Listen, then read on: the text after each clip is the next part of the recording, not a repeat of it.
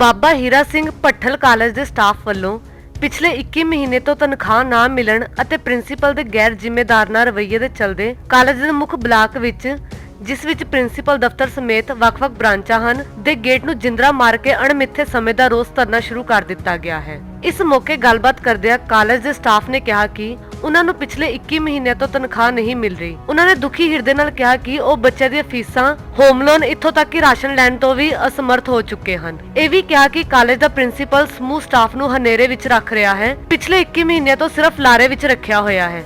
Principal ਵੱਲੋਂ ਤਨਖਾਹ ਮਿਲਣ ਜਾਂ ਕਾਲਜ ਦੇ ਸਥਾਈ ਹੱਲ ਬਾਰੇ ਕੁਝ ਵੀ ਨਹੀਂ ਦੱਸਿਆ ਜਾ ਰਿਹਾ। ਇਸ ਦੇ ਕਾਰਨ ਉਹ ਮਜਬੂਰ ਹੋ ਕੇ ਧਰਨਾ ਲਗਾ ਰਹੇ ਹਨ। मैं सीनियर असिस्टेंट हाँ और 21 ਮਹੀਨਿਆਂ ਤੋਂ ਸਾਨੂੰ ਸੈਲਰੀ ਨਹੀਂ ਮਿਲ ਰਹੀ। ਅਸੀਂ ਬਹੁਤ ਜ਼ਿਆਦਾ ਤੰਗ ਹੈ। ਸਾਡੇ ਬੱਚਿਆਂ ਦੀ ਐਡਮਿਸ਼ਨ ਤੱਕ ਅਸੀਂ ਕਰਵਾਉਣ ਤੋਂ ਬੇਬਸ ਹੋ ਚੁੱਕੇ ਹਾਂ। ਪ੍ਰਿੰਸੀਪਲ ਸਾਹਿਬ ਨੂੰ ਬਾਰ-ਬਾਰ ਪੁੱਛਣ ਤੇ ਵੀ ਕੋਈ ਵੀ ਚਾਨਣ ਨਹੀਂ ਪੈ ਰਿਹਾ ਇਸ ਗੱਲ ਤੇ ਵੀ ਸਾਡਾ ਕੀ ਬਣੇਗਾ। ਈਵਨ ਕਿ 2 ਮਹੀਨਿਆਂ ਦੀ ਸੈਲਰੀ ਜਿਹੜੀ ਹੁਣ ਲੈ ਕੇ ਆਉਣੀ ਸੀ ਉਹਨੂੰ ਵੀ ਦੀਵਾਲੀ ਤੋਂ ਚੱਲਦੇ ਹੁਣ ਆ ਸਮਾਂ ਆ ਗਿਆ ਕਿ ਸਾਨੂੰ ਹਜੇ ਤੱਕ ਸੈਲਰੀ ਨਹੀਂ ਮਿਲੀ। ਡਿਫਾਲਟਰ ਮੰਨੇ ਜਾ ਰਹੇ ਹਾਂ ਅਸੀਂ ਬੈਂਕ ਦੇ ਵਿੱਚ। ਸਾਨੂੰ ਕਿਤੇ ਉਹ ਵੀ ਲੋਨ ਹੁਣ ਦੁਬਾਰਾ ਨਹੀਂ ਮਿਲ ਸਕਦਾ। ਇੱਕ ਸੈਲਰੀ ਦੇ ਬੇਸ ਤੇ ਜਿਹੜਾ ਹੈ ਇੰਪਲੋਈ ਆਪਣਾ ਲੋਨ ਲੈਂਦਾ, ਕੋਈ ਕੰਮਕਾਜ ਕਰਦਾ, ਲੇਕਿਨ ਅਸੀਂ ਡਿਫਾਲਟਰ ਹੋ ਚੁੱਕੇ ਹਾਂ ਬੈਂਕਾਂ ਦੇ ਵਿੱਚ। ਰਾਸ਼ਨ ਦੇਣ ਨੂੰ ਸਾਨੂੰ ਕੋਈ ਵੀ ਮਾਰਕੀਟ ਦੇ ਵਿੱਚ ਤਿਆਰ ਨਹੀਂ ਆ। ਹੁਣ ਰਾਸ਼ਨ ਕਹਿੰਦੇ ਪਹਿਲਾਂ ਪਿਛਲਾ ਚੁਕਾਓ, ਸਾਨੂੰ ਸੈਲਰੀ ਨਹੀਂ ਮਿਲਦੀ, ਅਸੀਂ ਕੀ ਕਰੀਏ? ਜੇ 2 ਮਹੀਨੇ ਦੀ ਸੈਲਰੀ ਦਿਵਾਉਣ ਦੀ ਗੱਲ ਵੀ ਕਰ ਰਹੇ ਹਾਂ ਤਾਂ 2 ਮਹੀਨਿਆਂ ਦੇ ਵਿੱਚ ਅਸੀਂ ਕੀ ਕਰ ਲਾਂਗੇ? ਬੈਂਕ ਵਾਲੇ ਸਾਡੀ ਕਿਸ ਪੇਮੈਂਟ ਜਿਹੜੀ ਹੈ ਸਾਨੂੰ ਦੇ ਹੀ ਨਹੀਂ ਰਹੇ। ਉਹ ਕਹਿੰਦੇ ਤੁਸੀਂ ਡਿਫਾਲਟਰ ਹੋ, ਤੁਹਾਡੇ ਸਾਨੂੰ ਬਲੌਕ ਹੋ ਜਾਂਦੀ ਹੈ ਜਿਹੜੀ ਸੈਲਰੀ। ਕਦੋਂ ਤੱਕ ਜਾਰੀ ਰਹੂਗਾ ਤੁਹਾਡਾ ਇਹ ਪ੍ਰਦਰਸ਼ਨ ਹੈ? ਜਿਹੜਾ ਮੰਗਾਂ ਤੁਹਾਡੀਆਂ ਕੀ ਨੇ? ਸਾਡੀ ਮੇਨ ਮੰਗ ਹੈ ਸਾਨੂੰ ਸੈਲਰੀ ਦੇਤੀ ਜਾਵੇ। ਮੰਗ ਸਾਡੀ ਪਹਿਲਾਂ ਤੋਂ ਇਹ ਆ ਰਹੀ ਹੈ ਕਿ ਸਾਡਾ ਸਥਾਈ ਹੱਲ ਕੀਤਾ ਜਾਵੇ, ਜਿਹਦਾ ਕਿ ਕਿਤੇ ਵੀ ਕੋਈ ਨਾਮੋ ਨਿਸ਼ਾਨ ਨਹੀਂ ਹੈ। ਉੱਪਰੋਂ ਵੀ ਸਾਨੂੰ ਕੁਝ ਨਹੀਂ ਦੱਸਿਆ ਜਾ ਰਿਹਾ। ਲੇਕਿਨ ਹੁਣ ਸਾਡੀ ਇਹ ਮੰਗ ਹੈ ਕਿ ਸਾਨੂੰ 21 ਮਹੀਨਿਆਂ ਦੀ ਸਾਡੀ ਜਿਹੜੀ ਤਨਖਾਹ ਹੈ ਉਹ ਜਾਰੀ ਕਰਤੀ ਜਾਵੇ, ਫਿਰ ਇਹ ਖੁੱਲ੍ਹੇਗਾ। ਇਸ ਤੋਂ ਬਾਅਦ ਜੇ ਸਾਡਾ ਨਹੀਂ ਹੱਲ ਕੀਤਾ ਜਾਂਦਾ ਤਾਂ ਅਸੀਂ ਮਾਰਕੀਟ 'ਚ ਉਤਰਾਂਗੇ। ਅਸੀਂ ਪੂਰਾ ਪ੍ਰਸ਼ਾਸਨ ਨੂੰ ਵੀ ਅਸੀਂ ਰੌਲਾ ਪਾਵਾਂਗੇ। ਜੇ ਸਾਡਾ ਨਹੀਂ ਕੁਝ ਹੱਲ ਹੋਏਗਾ ਤਾਂ ਫਿਰ ਮਰਾਂਗੇ ਵੀ, ਮਰਨ ਤੇ ਵੀ ਜਾਵਾਂਗੇ ਅਸੀਂ। ਪ੍ਰਿੰਸੀਪਲ ਸਾਹਿਬ ਨਾਲ ਗੱਲ ਹੋਈ ਸੀ, ਉਹ ਕਹਿੰਦੇ ਵੀ ਕਿਤੇ ਨਾ ਕਿਤੇ ਪਿਛਲੇ ਸਮੇਂ ਦੇ ਵਿੱਚ ਮਿਲਿਆ। ਉਹ ਕਹਿ ਰਹੇ ਵੀ ਸਟਾਫ ਨੂੰ ਯੂਨੀਵਰਸਿਟੀਆਂ ਜਾਂ ਕਾਲਜਾਂ 'ਚ ਮਰਜ ਕਰਨ ਦੀ ਗੱਲ ਚੱਲ ਰਹੀ ਹੈ। ਕਿਤੇ ਲੱਗਦਾ ਵੀ ਇਹ ਹੱਲ ਹੋ ਰਿਹਾ? ਸਿਰਫ ਇਹ ਗੱਲਾਂ ਨੇ, ਹਵਾ 'ਚ ਨੇ, ਕਾਗਜ਼ 'ਚ ਤਾਂ ਕੋਈ ਨਹੀਂ ਅਜੇ ਤੱਕ ਸਾਡੇ ਸਾਹਮਣੇ ਆਇਆ ਜਿਹਦੇ ਵਿੱਚ ਕਿਤੇ ਹੋਇਆ ਹੋਵੇ ਵੀ ਹਾਂ ਅਸੀਂ ਬਦਲੀ ਹੋ ਰਹੀ ਹੈ। ਕਿੰਨੇ ਬੰਦੇ ਕਿੱਥੇ ਜਾ ਰਹੇ ਹੈ? 2 ਸਾਲਾਂ ਤੋਂ ਕੀ ਕਾਗਜ਼ 'ਚ ਸੈੱਟ ਨਹੀਂ ਹੁੰਦਾ?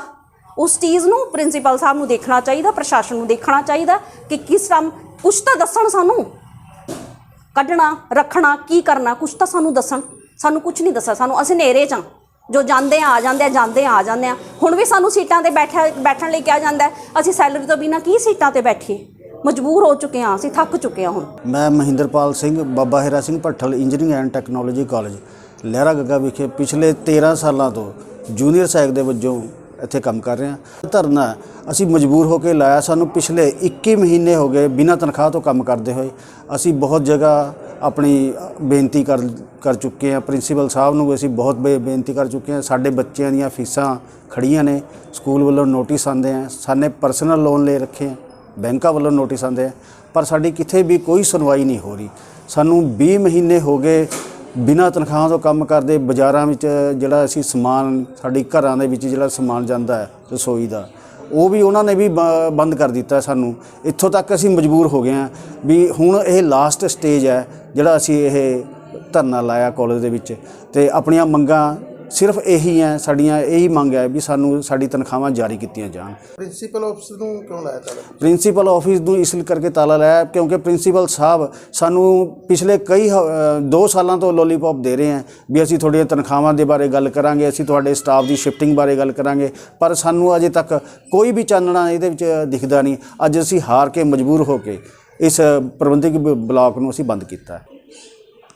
ਗੁਰਮੀਤ ਜੀ, ਅੱਜ ਦੇ ਪ੍ਰੋਟੈਸਟ ਨੂੰ ਲੈ ਕੇ ਕੀ ਕਹਿਣਾ ਚਾਹੋਗੇ? ਤੁਹਾਨੂੰ ਕੀ ਮਜਬੂਰੀ ਹੋਈ ਵੀ ਤੁਸੀਂ ਪ੍ਰਿੰਸੀਪਲ ਦਾ ਪ੍ਰਬੰਧਕੀ ਬਲਾਕ ਆ ਜਿਹੜਾ ਉਹ ਬਲਾਕ ਕਰਤਾ, ਉਹਨੂੰ ਤਾਲਾ ਲਾ ਕੇ ਧਰਨਾ ਲਾਤਾ?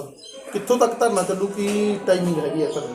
ਮੇਰਾ ਨਾਮ ਗੁਰਮੀਤ ਸਿੰਘ ਹੈ ਜੀ। ਮੈਂ ਸੀਨੀਅਰ ਸਹਾਇਕ ਦੀ ਪਦਵੀ ਤੇ ਇੱਥੇ ਸੇਵਾ ਨਿਭਾ ਰਿਹਾ। ਮੈਂ ਪਿਛਲੇ 2 ਸਾਲਾਂ ਤੋਂ ਅਸੀਂ ਦੇਖ ਰਹੇ ਹਾਂ ਪ੍ਰਿੰਸੀਪਲ ਸਾਹਿਬ ਜਾਂਦੇ ਆ ਚੰਡੀਗੜ੍ਹ, ਗੇੜਾ ਲਾ ਕੇ ਆ ਗਏ। ਅਸੀਂ ਕੋਈ ਆਊਟਪੁੱਟ ਨਹੀਂ ਦੇਖੀ। ਅਸੀਂ ਇਹ ਸੋਚਦੇ ਵੀ ਪਿਛਲੇ 2 ਸਾਲ ਤੋਂ ਜਿੱਥੇ ਅਸੀਂ ਖੜੇ ਸੀ ਉੱਥੇ ਹੀ ਅੱਜ ਖੜੇ ਹਾਂ। ਅੱਜ ਤੱਕ ਕੋਈ ਵੀ ਸਾਨੂੰ ਆਊਟਪੁੱਟ ਨਹੀਂ ਦਿੱਤੀ ਗਈ ਇਹਨਾਂ ਦੁਆਰਾ। ਹੁਣ ਸਾਡਾ ਇਸ ਤੋਂ ਇਲਾਵਾ ਅਸੀਂ ਅੱਜ ਮਜਬੂਰ ਹੋ ਗਏ ਵੀ ਜਿਸ ਕਾਰਨ ਅਸੀਂ ਪ੍ਰਬੰਧਕੀ ਬਲਾਕ ਨੂੰ ਤਾਲਾ ਲਾਉਣਾ ਪਿਆ। ਸਾਨੂੰ ਇਹ ਉਦੋਂ ਤੱਕ ਚੱਲੂਗਾ ਜੀ ਜਿੰਨਾ ਚਿਰ ਜਾਂ ਤਾਂ ਅਸੀਂ ਨਾ ਮਰ ਜਾਈਏ ਜਾਂ ਅਗਲੇ ਨੂੰ ਨਾ ਮਾਰ ਦੇਈਏ। ਵੀ ਜਿਨ੍ਹਾਂ ਨੇ ਸਾਨੂੰ ਮਾਰਨ ਦੀ ਕੋਸ਼ਿਸ਼ ਕੀਤੀ ਆ, ਅਸੀਂ ਹੁਣ ਸਾਡਾ ਅੰਤ ਆ ਚੁੱਕਿਆ ਅਸਲ। ਇਹ ਧਰਨਾ ਜਿਹੜਾ ਦਿਨ ਰਾਤ ਚੱਲੂ ਉਸ ਟਾਈਮ ਲਈ? ਇਹ ਪੂਰੇ ਦਿਨ ਰਾਤ ਚੱਲੂਗਾ ਜੀ, 24 ਘੰਟੇ ਚੱਲੂਗਾ ਧਰਨਾ। ਉਦੋਂ ਤੱਕ ਚੱਲੂ ਇਹ ਧਰਨਾ ਸਾਡਾ ਜਦੋਂ ਤੱਕ ਸਾਡਾ ਕੋਈ ਹੱਲ ਨਹੀਂ ਹੋ ਜਾਂਦਾ।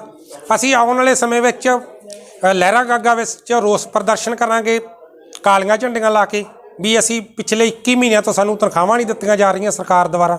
ਅਸੀਂ ਸਰਕਾਰ ਨੂੰ ਇਹੀ ਗੁਜ਼ਾਰਿਸ਼ ਕਰਦੇ ਹਾਂ ਵੀ ਸਾਡੀਆਂ ਜਲਦੀ ਤੋਂ ਜਲਦੀ ਤਨਖਾਹਾਂ ਜਾਰੀ ਕੀਤੀਆਂ ਜਾਣ ਤੇ ਸਾਡਾ ਕੋਈ ਹੱਲ ਕੀਤਾ ਜਾਵੇ।